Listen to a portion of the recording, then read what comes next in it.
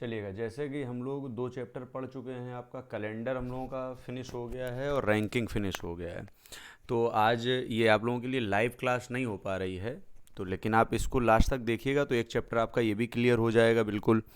तो आज हम लोग मैट्रिक्स एक चैप्टर आता है। एसएससी में हमेशा आपका जो बच्चे पेपर दे चुके हैं उन्होंने देखा होगा कि इसका एक प्रश्न बनता है। एक तरीके से कहा जाए तो ये फ्री का नंबर होता है, लेकिन फ्री का नंबर का मतलब ये नहीं कि ये नंबर बट रहा है आपका। ठीक है, हर बच्चा इसको कर नहीं पाता। जो पहली बार इस प्रश्न को पढ़ता है वो या तो इसको गलत कर देता है या इस प्रश्न को छोड़ करके आता है।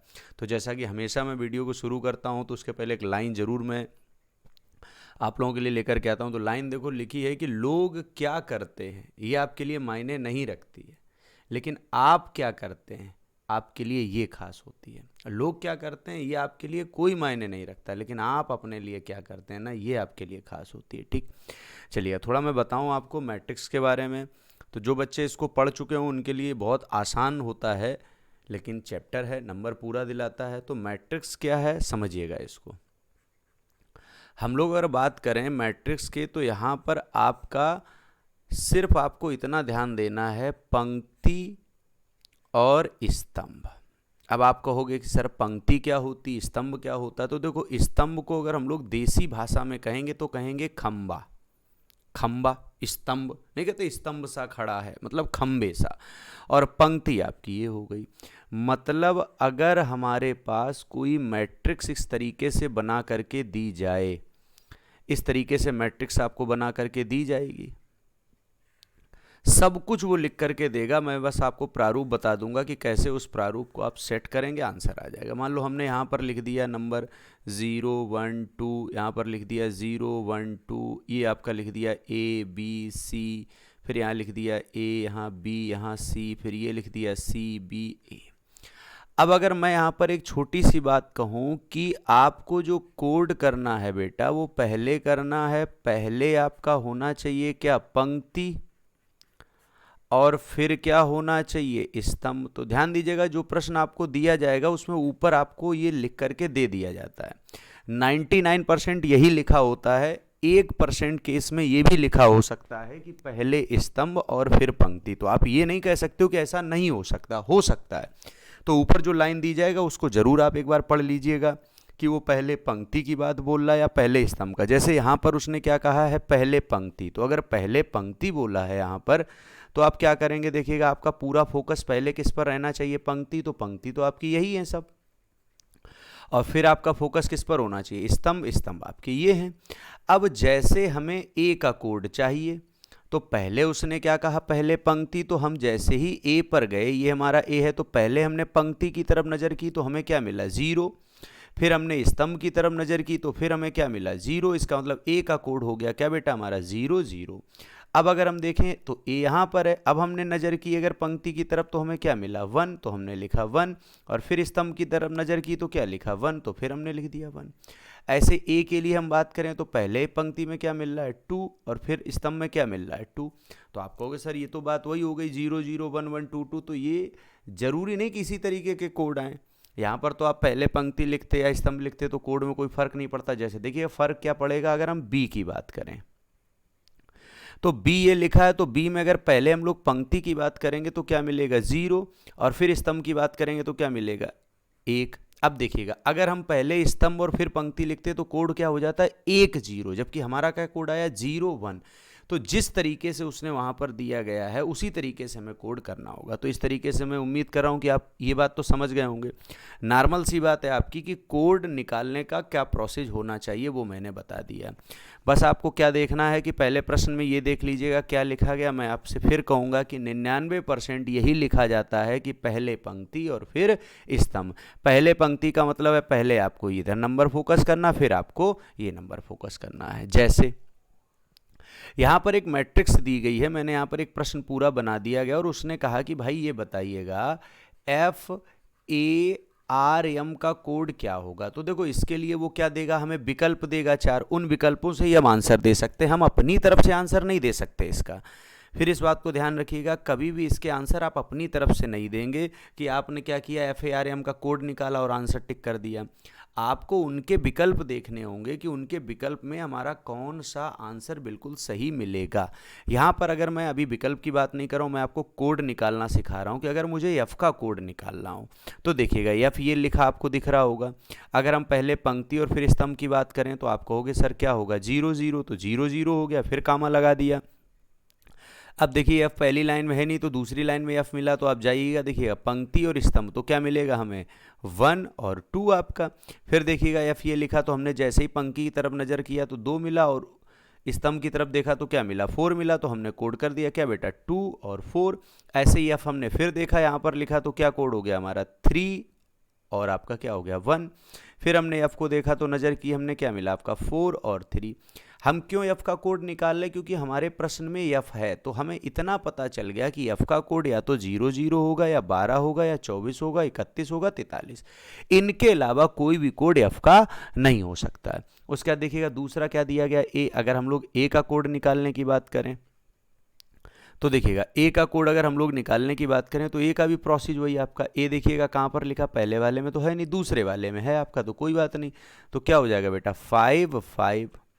और देखिएगा ए दूसरी पंक्ति में आपका दिख रहा है 6 और 7।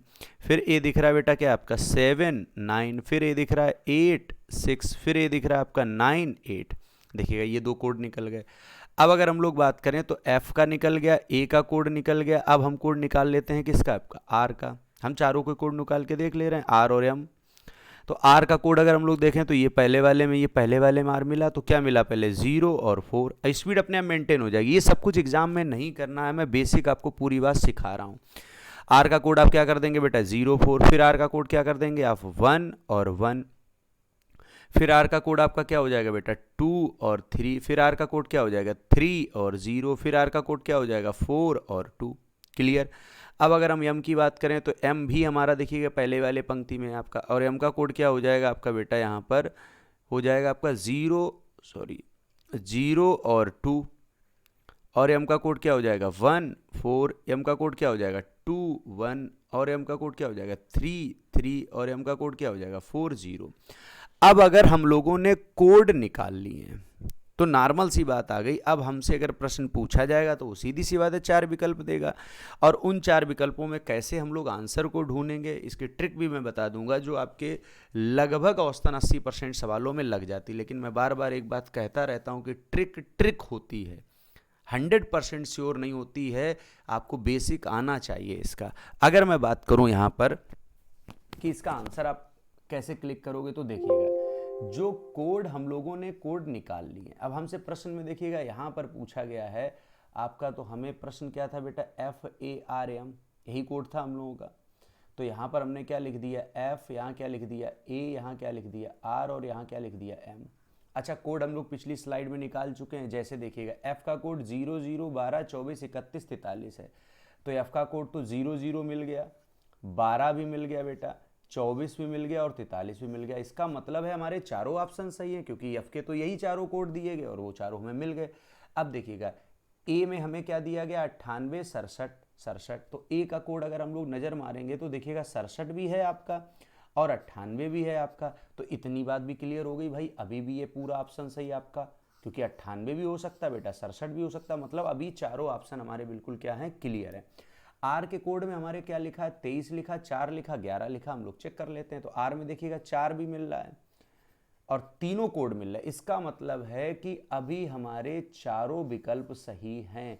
लेकिन क्या चारों विकल्प सही हो सकते हैं? अब देखिएगा 34 85 33 और 41। यम में अगर हम लोग नजर करें तो यम में देखिएगा कहीं पर भी 34 है नहीं, 33 है आपका सिर्फ यम में। सिर्फ यम में आप देख रहे हैं क्या बेटा 33 है, ना तो यम में बेटा 34 है, ना 85 है, ना 41। एक बार फिर चेक कर लेते हैं। देखिएगा ना तो कहीं 34 लिखा है, ना आपका 43 लिखा है बेटा, और ना ही 34 लिखा है, ना 41 लिखा, ना 85 लिखा। सिर्फ और सिर्फ क्या मिला है 33। इसका मतलब है कि हमारा 100% आंसर कौन सा हो जाएगा सी। अब देखिएगा मैं आपको बता दूं इसकी ट्रिक क्या होती है। औसतन 80% सवालों में आप आगे से ना चेक करने की बजाय बेटा कहाँ से चेक करेंगे, पीछे से। 80% सवालों में ट्रिक काम कर जाती है, क्योंकि बीच के जो भी नंबर दिए जाते हैं वो औसतन वो सही देता है। तो अब इसका मतलब ये नहीं कि आप हमेशा ये सोचेंगे कि सर जी ये तो बड़ी अच्छी, कभी कभी होगा कि आप पीछे से भी चेक करेंगे तो हो सकता है आगे वाला सबसे गड़बड़ दिया। मैं क्या कह रहा हूँ, 80% इस ट्रिक का उपयोग आप कर सकते हैं। अगर मैं यहाँ पर सीधे यम का कोड चेक करना चाहता तो हमें ज़्यादा मेहनत नहीं करनी पड़ती, क्योंकि 34, 85 और 41 बेटा हमारा गलत हो जाता। और अगर 33 सही होता, अगर सिर्फ 33 सही होता बेटा, तो ये चारों ऑप्शन सही, चारों ही बिल्कुल सही लिखे होते कि नहीं लिखे होते, तो आंसर कौन सा हो जाता, सी। अब बताइए कितना नॉर्मल सा सवाल हो गया आपका। अगर यहीं पर हम बात करें, जैसे कि एक प्रश्न आपको यहाँ पर दिख रहा होगा, ये देखिएगा ऑप्शन भी आपके यहाँ पर दिख रहे हैं, माइंड का कोड। अब हम क्या करेंगे, यहाँ पूरा कोड नहीं निकालेंगे और तब आंसर कैसे दे सकते हैं, मैं वो आपको प्रोसेस बता रहा हूँ। थोड़ा स्पीड अगर आपकी मेंटेन हो जाएगी तो आंसर आप आराम से कर सकते हैं। जैसे देखिएगा, आप कोड से देखिएगा क्या 03 का यम है, आपको जल्दी क्लिक करना है।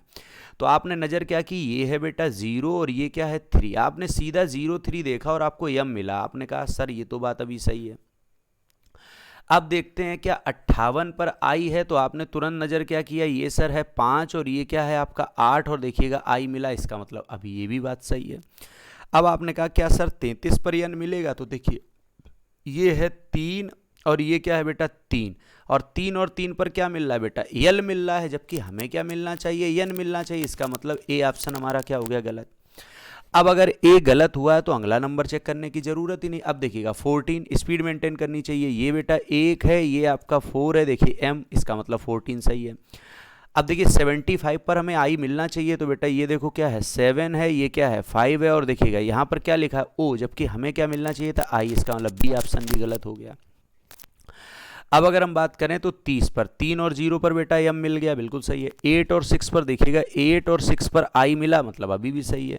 उसका 21 पर हमें एन मिलना चाहिए, तो आप कहेंगे सर 2 और 1 पर एन मिला, मतलब सही है। और 78 पर हमें डी मिलना चाहिए, तो ये बेटा 7 है और ये क्या 8 है, और 78 पर भी हमें डी मिला। इसका मतलब सी विकल्प में चारों हमारे सही जगह मिल गए, तो आंसर सही हो गया। देखिए पिछले वाले सवाल से और इस वाले सवाल में हम लोगों की क्या हुई, थोड़ा स्पीड मेंटेन हुई। अभी हम क्या करते, अगर बेसिक मेथड अपनाते तो MIND का क्या करते, पहले कोड निकालते, उसके बाद फिर चेक करते। लेकिन यहाँ पर हम क्या कर रहे हैं, सीधे चेक कर रहे हैं, हम कोड निकाल नहीं रहे, हम बस ये पता लगा रहे हैं क्या उसका वो कोड है या नहीं। जैसे देखिएगा डी ऑप्शन क्यों गलत होगा बेटा, 34 दिया है 3 और 4, तो ये देखिएगा 3 है और ये क्या बेटा आपका 4 है, तो यम है, मतलब ये 34 सही है आपका। अब 97 देखते हैं, तो ये 9 है आपका और ये क्या 7 है, आई सही है आपका, बिल्कुल सही है। 44 पर देखिएगा ये 4 है आपका और ये 4 है, देखिएगा n, मतलब ये भी सही है आपका। अब अगर हम 98 की बात करें तो ये बेटा 9 है और ये क्या 8 है, और 98 पर क्या मिल रहा है, देखिए r मिल रहा है, जबकि 98 पर हमें d मिलना चाहिए। इसका मतलब ये वाली बात क्या है, गलत है 4th नंबर, तो अपने आप ऑप्शन कौन सा हो जाएगा, सी। क्लियर। उम्मीद कर रहा हूँ कि आपको ये बात समझ में आ रही होगी कि सर ये तो मामला बड़ा बढ़िया हो गया आपका। सीधा सीधा क्या किया हम लोगों ने, ऑप्शन से उठाया और मैच करते रहे। जितना क्विक आप करेंगे, जितना तेज़ी आपके अंदर होगी, नज़रों का खेल होता ही है, अगर थोड़ा भी नज़र मिस हुई तो फिर मामला क्या हो जाता है बेटा, गड़बड़। देखो एग्ज़ाम में बिल्कुल फ्री का नंबर है कि नहीं, बिल्कुल फ्री का नंबर होता है ये। जैसे एक सवाल यहाँ पर मैंने लिखा और BLAND का कोड बताना है। अब BLAND का कोड है तो आप कहोगे सर अब तो हमारे पास बेसिक सा मेथड आ गया। देखिए मैंने कहीं पर भी प्रश्न में ये नहीं लिखा है कि पहले पंक्ति या फिर स्तंभ। फिर समझिएगा, अगर प्रश्न में कोई भी जिक्र ना किया जाए तो आप समझ जाइएगा कि पहले आपको क्या लिखना है बेटा, पंक्ति का कोड, और फिर किसका कोड लिखना है आपको, स्तंभ का कोड। बिल्कुल आसान सी बात हो जाएगी कि नहीं। पहले क्या लिखना है, पंक्ति का कोड, और फिर क्या लिखना है, स्तंभ का कोड।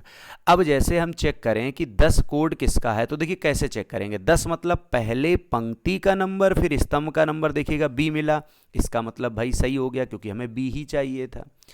अब अगला कोड, अगर 14 कोड जो है वो L का मिलना चाहिए था, तो नज़र हमने की ये 1 है ये 4 है, देखिएगा L का मिला, मतलब ये 14 भी बेटा सही है। अब 0 0 पर हमें ए मिलना चाहिए था, तो आप कहोगे सर 0 और 0 पर तो ए मिल ही गया, तो ये भी सही है। 68 पर हमें n मिलना चाहिए था, तो आप कहोगे सर 6 तो यहाँ पर है और 8 यहाँ पर है, मतलब ये भी सही है हमारा। और 79 पर हमें डी मिलना चाहिए था, तो ये देखिएगा 7 है और ये क्या है 9 है, तो यहाँ कौन मिल रहा है, यस। इसका मतलब ये अगर गलत हुआ तो ये पूरा ऑप्शन गलत हो गया कि नहीं। अब जो बात हमने आपको 80% ट्रिक की बताई थी, देखो वो यहाँ पर काम कर रही थी कि नहीं? क्यों? अगर हम लोग पीछे साइड से चेक करने की कोशिश करते तो देखिएगा 79 जो आपका है, जो 79 आपका है, यहाँ पर देखो वो पहले ही गलत मिल जाता, और पहले ही अगर गलत मिल जाता तो इतनी मेहनत हमें करनी नहीं पड़ती। अब देखिएगा हम लोग वही ट्रिक का उपयोग करते हैं, क्या हो सकता है, क्या 59 पर देखते हैं क्या डी है आपका, तो देखिएगा 59 पर बेटा डी है, तो यहाँ तो अपनी ट्रिक फेल हो जाएगी, ये तो सही है। ये भी देख लेते हैं, 86 पे पहले क्लिक कर लेते हैं, 86 पर डी है क्या? 86 पर देखिएगा ट्रिक काम कर गई, 86 पर बेटा यस है, जबकि डी होना चाहिए, ये भी ऑप्शन गलत हो गया। क्या 66 पर डी है? देखिएगा 66 पर क्या है? डी, इसका मतलब ये भी अभी सही है। अब ये दो ऑप्शन सही हैं कि नहीं? तो इन दोनों ऑप्शनों को किसी एक को आप चेक करते जाओ, अगर वो सही है तो ये वाला गलत हो जाएगा, अगर वो गलत है तो ये अपने आप सही हो जाएगा। चलिए मैं सी ऑप्शन को चेक कर लेता हूँ। 44 पर क्या होना चाहिए? बी, तो ये है 4 और ये क्या है आपका 4, मतलब सही है। 20 पर क्या होना चाहिए बेटा? एल होना चाहिए, ये 2 है, ये 0, मतलब ये भी सही है। 42 पर आपका क्या होना चाहिए? ए होना चाहिए, तो 42 पर ए है, मतलब ये भी आपका सही है। 88 पर बेटा एन होना चाहिए, तो 88 पर आपका देखिएगा 80 और 8 पर बेटा क्या मिला? पी मिला, जबकि वो कहना क्या चाह रहा है कि एन होना चाहिए, इसका मतलब तीसरा गलत हो गया। और अगर तीसरा गलत हुआ तो अपना आप 100% कौन सा हो जाएगा? चौथा सही हो जाएगा। जैसे देखिएगा 2 3 है, चेक कर लेते हैं। 2 3 आपका दिया गया बेटा, ये 2 है, ये 3 है, तो बी मिला, सही है। 3 2 पर देखिएगा 3 और 2 पर बेटा एल मिला, ये भी सही है। 24 देखिएगा 2 ये है आपका, 4 ये है, 24 पर ए मिला, मतलब ये भी सही है। 55 देखिएगा ये 5 है और ये क्या है आपका 5 है, एन मिला, मतलब ये भी सही। और 66 हम लोग चेक कर चुके, मतलब 100% आंसर कौन सा हो जाएगा? 4th। मतलब कितना आसान प्रश्न होता है, लेकिन बहुत से बच्चे इस टाइप के सवालों को एग्ज़ाम में छोड़ करके आते हैं। अभी तक का मेरा अनुभव है, मैंने बहुत बच्चों के पेपर सॉल्व किए हुए देखा है उनके बारे में, तो पता लगा कि सर ये वाला सवाल समझ में ही नहीं आ रहा था कि ये सवाल कैसे सॉल्व किया जाएगा, और उन लोगों ने क्या किया, ये सवाल छोड़ा है। तो अगर आप लोग देख रहे हैं, तो अगर मान लो आपको आ रहा है तो इससे खुशी की बात हो ही नहीं सकती कुछ, और अगर नहीं आ रहा तो आप कहोगे सर ये फ्री का नंबर था।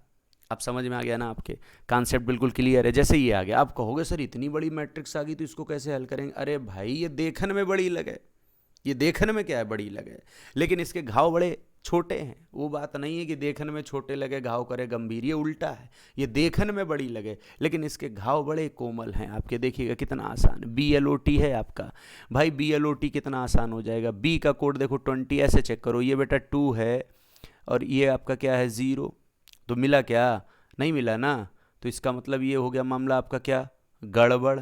ये क्या हो गया? गड़बड़ आपका। यहाँ पर ऑप्शन थोड़ा देखना पड़ेगा, यहाँ पर थोड़ा मैट्रिक्स में चेंजमेंट है बेटा, मैट्रिक्स में चेंजमेंट है थोड़ा। मैं लिख दूं, देखो खेल कर दिया उसने, स्टार बना देते हैं, और यहाँ पर लिख दिया है पहले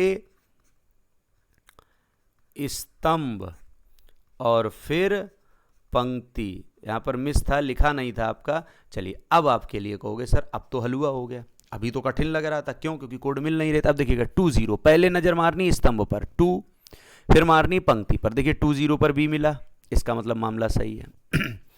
उसका देखिए 10 पर क्या एल मिलेगा? 10, ध्यान रखिएगा बेटा, पहले पंक्ति फिर स्तंभ। अब ऐसे चलना आपको, पहले इधर से चलना फिर ऐसे चलना, देखो एल मिला, मतलब मामला सही है। 71 आप चेक करेंगे तो ये बेटा है 7 और ये क्या है 1 आपका। अब देखिएगा 71 पर अगर हम लोग आए तो क्या ओ मिला, मतलब मामला सही है। 22 आपका, 22 आपका देखिएगा ये है 2 और ये है 2, देखिए खेल बिगड़ गया क्योंकि यहाँ क्या मिल रहा है बेटा W, जबकि मिलना क्या चाहिए T। देखिए 80% काम कर रही ट्रिक, 80% वाली ट्रिक काम कर रही थी। अगर हम लोग पीछे साइड से चेक करते तो ये पूरा ऑप्शन चेक करने की जरूरत नहीं थी। चलिए यूज करते हैं ट्रिक का। 48 पर देखते हैं, ये 4 है, ये 8 है। अब देखिएगा 8 ये है आपका और 4 ये है आपका। अगर ये वाली सीरीज चलती चली आएगी बेटा तो यहाँ क्या मिलेगा E, जबकि मिलना क्या चाहिए T।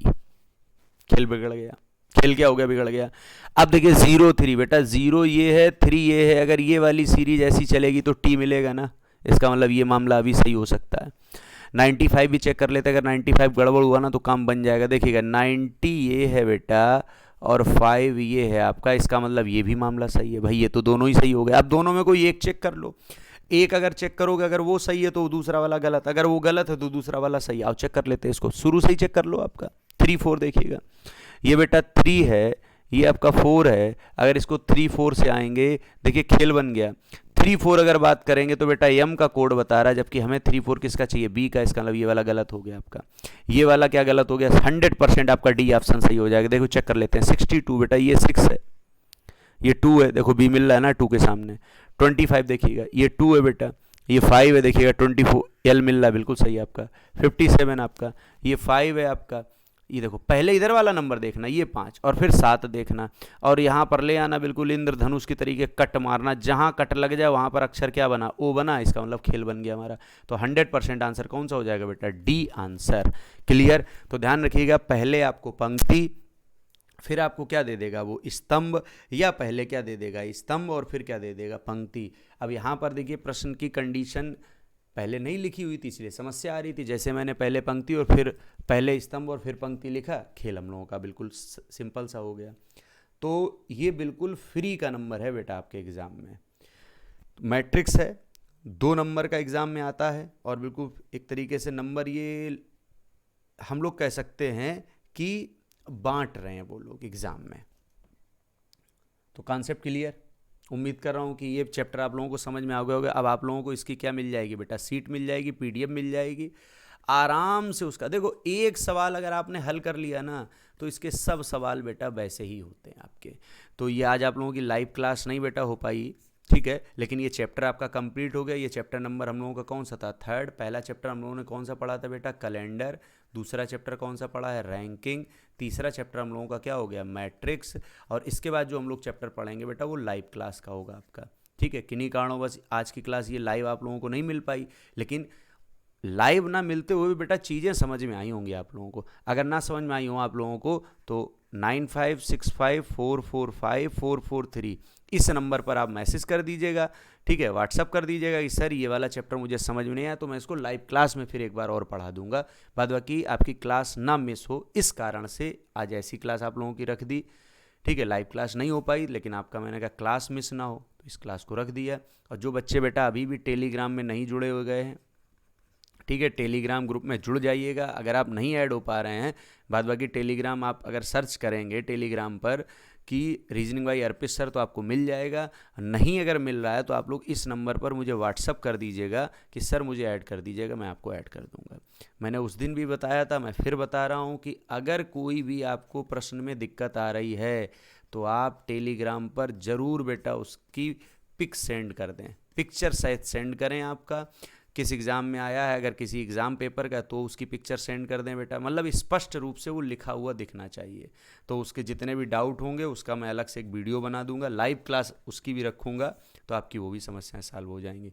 बाद बाकी आप लोगों को पता ही है कि 100 पेपर आपके 25-25 क्वेश्चन के रीजनिंग के बहुत जल्द आप लोगों के लिए आ रहे हैं, वीडियो प्लस पीडीएफ,